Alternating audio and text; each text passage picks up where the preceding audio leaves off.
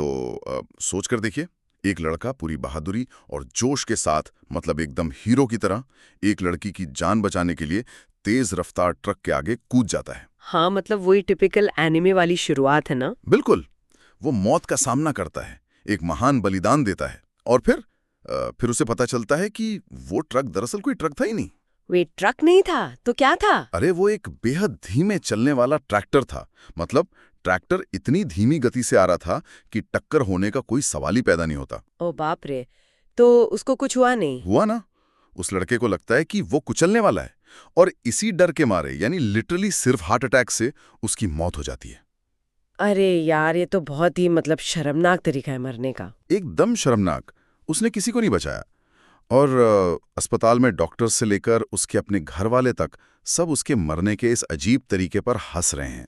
सही में। खैर, यहीं से समझ आ जाता है कि ये कहानी किस दिशा में जाने वाली है। सही कहा। तो आज की इस गहरी छानबीन में हम एनिमे की दुनिया के एक ऐसे ही मास्टरपीस पर बात करने वाले हैं जिसने इस पूरे हीरोज जर्नी वाले कॉन्सेप्ट का पूरी तरह से मजाक उड़ा दिया है। हम चर्चा कर रहे हैं कोनोसुबा की।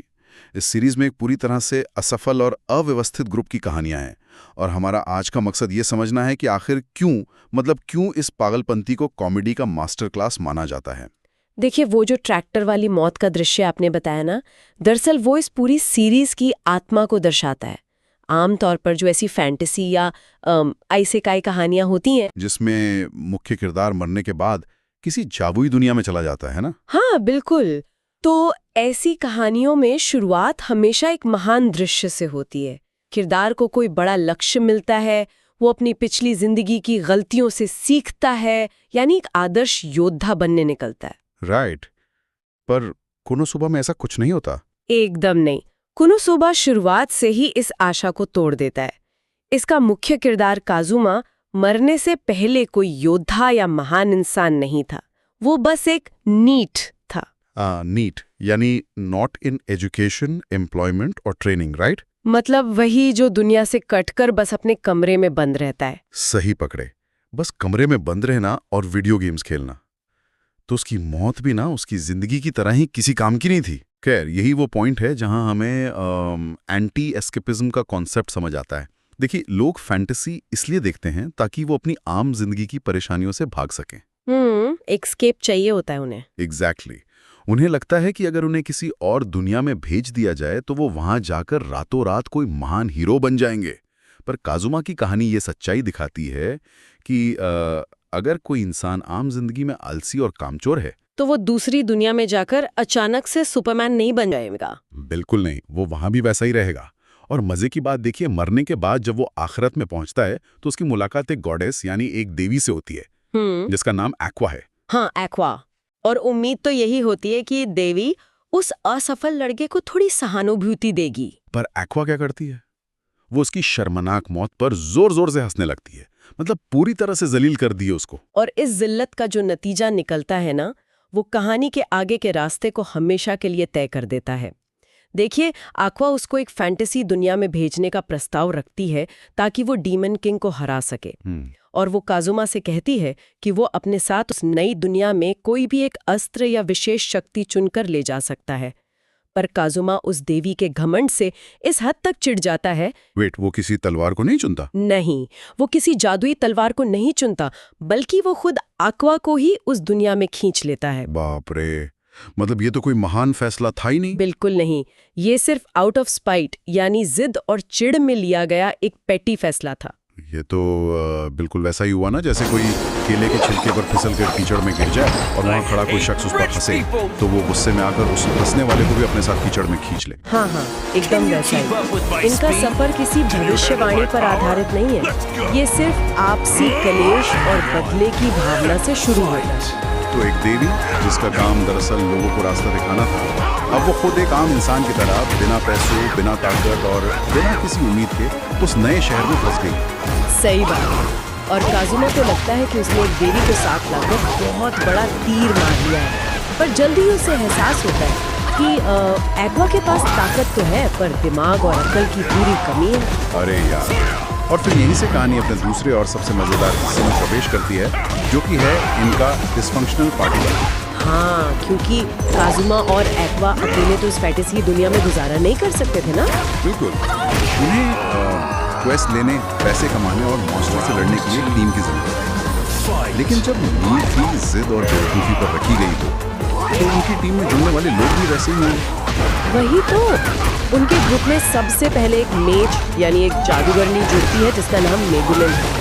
अब ये किरदार इस जॉनरा के सबसे मशहूर ट्रोप का मजाक है, वही ओवरपावर्ड मैजिकल प्रोडिजी वाला ट्रोप।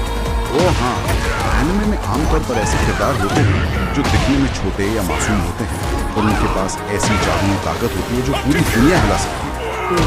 मेगुमिन भी उस लोली मेज ट्रोप पर आधारित है, पर उसका ऑब्सेशन सिर्फ एक चीज से, सिर्फ धमाके करना, एक्सप्लोजन मैजिक। बाकी कोई जादू नहीं सीखती? नहीं, कुछ भी नहीं। और इस ताकत को इतना ज्यादा बढ़ा चढ़ाकर पेश किया गया है कि जब वो अपना सबसे बड़ा धमाका करती है तो उसका पूरा माना या जादुई ऊर्जा एक ही बार में खत्म हो जाती है। तो मतलब वो एक धमाका करके सीधा जमीन पर गिर जाती है, बेहोश, हिलने डुलने के काबिल भी नहीं रहती। और तो बैटल में उसकी उपयोगिता सिर्फ एक अटैक तक सीमित रह गई। अगर उस एक अटैक के बाद दुश्मन बच गया तो मेगुमिन को सिर्फ एक बोझ बन गया जिसे उठाकर भागना पड़ेगा। एकदम सही। और इस अव्यवस्था को पूरा करने के लिए इनकी टीम में एक और किरदार आती है, एक नाइट जिसका नाम डार्कनेस है। पर नाइट्स को तो उनकी बहादुरी और दूसरों की रक्षा करने के लिए जाना जाता है। आमतौर पर हाँ, लेकिन इस कहानी ने उस ट्रोप को भी उल्टा कर दिया है। डार्कनेस का मूल स्वभाव मैसोसिस्टिक है, यानी उसे लड़ाई जीतने या दुश्मनों को हराने में कोई मजा नहीं आता, उसे मार खाने, पिटने और जलील होने में आनंद आता। सच में? तो क्या वो किसी पर हमला नहीं करते? उसकी तलवार कभी किसी दुश्मन को लगती ही नहीं, क्योंकि वो अंदर से चाहती यही है कि दुश्मन उस पर हमला करे। बाप रे, ये तो पूरी तरह से पागलपन है। तो एक ऐसी सिचुएशन बनती है जहाँ टीम का लीडर काजुमा कुछ करना नहीं चाहता, देवी एक्वा हर वक्त रोती रहती है और उधार मांगती है। हाँ, जादूगरनी मेगुमिन एक धमाका करके बेहोश हो जाती है और योद्धा डार्कनेस दुश्मनों से मार खाने को बेताब रहती है। बिल्कुल कॉलेज के इस डिजास्टर ग्रुप प्रोजेक्ट जैसा है ना। वही ना, जहाँ सब एक दूसरे पर चिल्लाते हैं, कोई अपना काम ठीक से नहीं करता और आखिर में असाइनमेंट सबमिट होने की जगह पूरे प्रोजेक्ट में आग लग जाती है। पर मेरे दिमाग में एक सवाल आ रहा है। कैसा सवाल? जब ये लोग अपने पेशे में इतने बड़े हैं, ये लोग जिंदा कैसे बचते हैं? आखिर जाइंट फ्रॉग्स या बड़े मॉन्स्टर से उनका सामना होता ही होगा इस दुनिया में। देखिए, उनका जिंदा बचना किसी हुनर या ताकत का नतीजा नहीं होता, वो बस किस्मत और उस केओटिक सिचुएशन का खेल होता है। असलियत में ज्यादातर वक्त ये लोग लड़ाई जीतते नहीं हैं। क्या करते हैं? वो रो धोकर, चीखते चिल्लाते हुए बस अपनी जान बचाकर भागते हैं। जैसे आपने जायंट फ्रॉग्स का उदाहरण दिया, जब उनका सामना उन फ्रॉग से होता है तो कोई शानदार एक्शन सीक्वेंस नहीं होता वहाँ। अच्छा। उसके बजाय फ्रॉग एक्वा या मेगुमिन को पूरा का पूरा निगल लेता है और काजुमा को किसी तरह उन्हें उस फ्रॉग के पेट से बाहर निकालना पड़ता है। यार। हाँ, पर उनकी केमिस्ट्री की असली ताकत इसी अव्यवस्था में छिपी है। देखिए, जब हम आमतौर पर महानता वाली कहानियाँ देखते हैं तो किरदार आपस में बहुत सम्मान के साथ पेश आते हैं, एक टीम स्पिरिट होती है। पर यहाँ असली जिंदगी के जो फ्रस्ट्रेशंस है ना, उनको मैजिक के साथ मिला दिया गया है। जब इनका प्लान बुरी तरह से फेल होता है तो ये लोग मिलकर कोई नया हल नहीं निकालते, बल्कि आपस में झगड़ने लगते हैं, एक दूसरे को दोष देते हैं। एकदम सही। उनका रोजमर्रा का जो संघर्ष है वो दुश्मनों से नहीं है, बल्कि उन्हें इस बात की फिक्र होती है कि किराया कैसे देना है, खाना कहाँ से आएगा और सर्दी से बचने के लिए तबेले में कैसे सोना है। मतलब आम इंसान वाले मसले।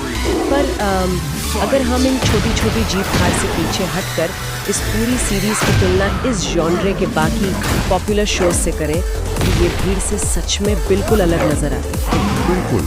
आजकल ओवरलॉर्ड और ज़ीरो जैसी कई एनीमे आती है जो बेहद सीरियस होती है, डार्क होती है, तनाव से भरी होती है, खौफनाक खतरा होता है और वहाँ किरदार बहुत गहरे मानसिक सदमे से गुजरते हैं। लगातार प्रेशर बना रहता है ना? सही कहा। और इस तनाव को बिल्कुल खत्म करना ही कोनोसुबा का मूल आधार है।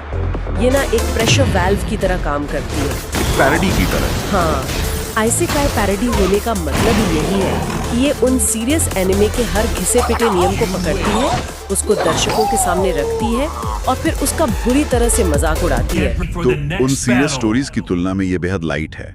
जब दर्शक री जीरो में किरदार को बार बार मरते और रोते हुए देखते हैं तो उसके बाद कोनोसुबा की ये बेवकूफियां देखना थोड़ा मानसिक आराम देता होगा। बिल्कुल देता है। पर यहाँ मैं एक और चीज समझना चाहूंगा। अगर हम सिर्फ कंटेंट की मात्रा देखें तो इस सीरीज के अब तक 3 सीजन आ चुके हैं। पहले और दूसरे सीजन में 10-10 एपिसोड्स हैं, तीसरे में 11 एपिसोड हैं और एक मूवी और कुछ OVAs भी है।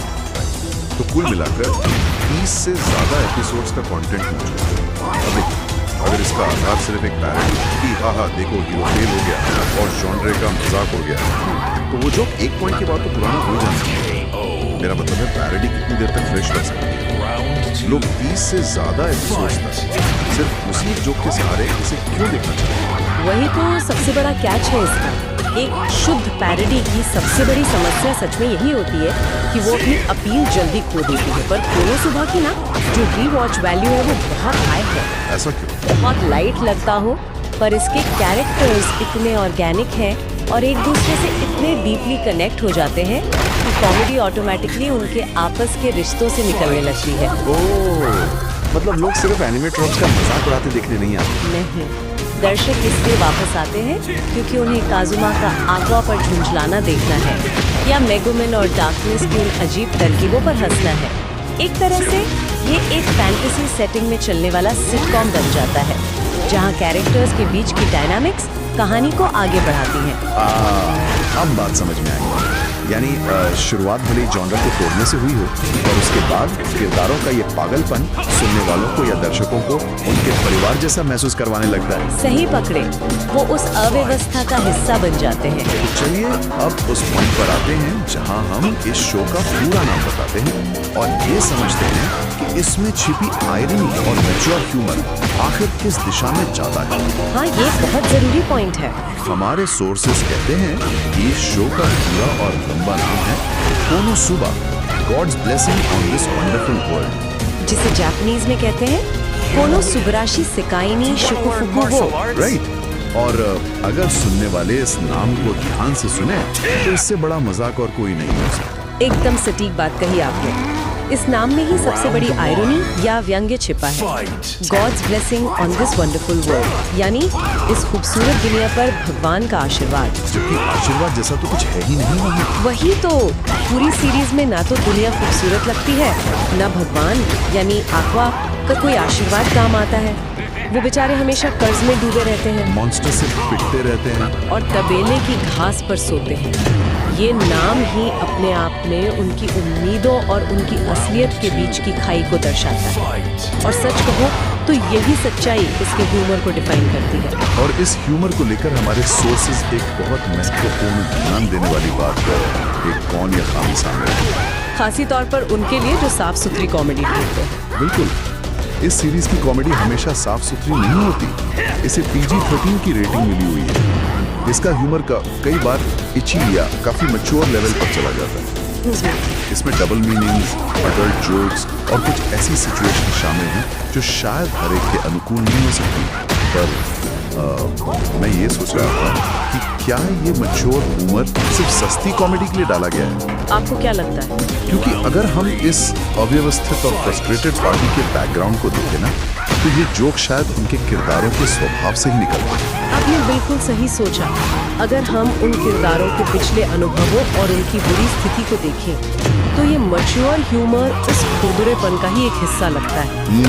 देखिए, ये किरदार किसी नीति शास्त्र या आदर्श महान ग्रंथ के देवता नहीं है। ये स्वार्थी हैं, लालच करने वाले हैं, गुस्सा होने वाले और खामियों से भरे हुए इंसान हैं। सही बात है। जब कोई ऐसी दुनिया में फंसा हो जहाँ सर्वाइवल ही एक बड़ा मुद्दा हो, तो वहाँ लोग फिलोसॉफिकल प्रवचन थोड़ी देंगे। एकदम सही।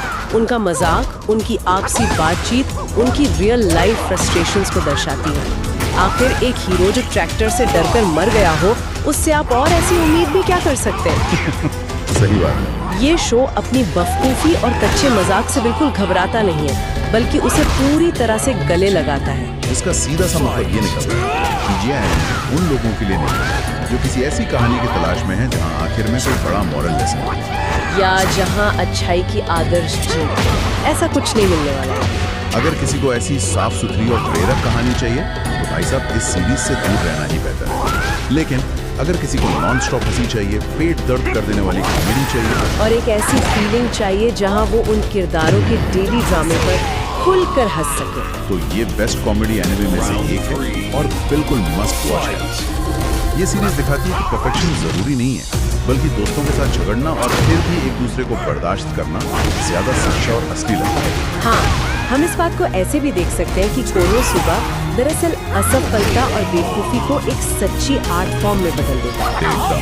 ये ह्यूमन नेचर को उसके सबसे फ्लॉड, सबसे स्वार्थी और सबसे अजीब रूप में सेलिब्रेट करता है। और इस जॉनर की इतनी बड़ी भीड़ में ना, यही उसकी सबसे बड़ी जीत और पहचान है। तो आज की इस गहरी छानबीन को यहीं विराम देते हुए मैं सभी सुनने वालों के दिमाग में एक आखिरी जोरदार सवाल छोड़ना चाहूंगा।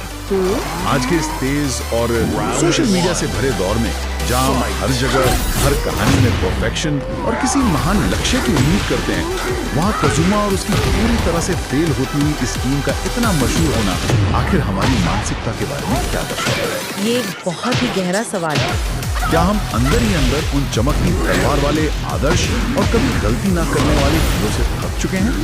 क्या हमें उन किरदारों में अपना अक्स ज्यादा दिखता है जो हमारी तरह ही हर रोज छोटी छोटी बेवकूफियां और गलतियां करते हैं? शायद हमें महान योद्धाओं से ज्यादा ऐसे दोस्तों की तलाश है जिन्हें देखकर हम अपनी असफलताओं पर खुलकर हंस सकें। सोचिए इस बारे में। फिर मिलेंगे।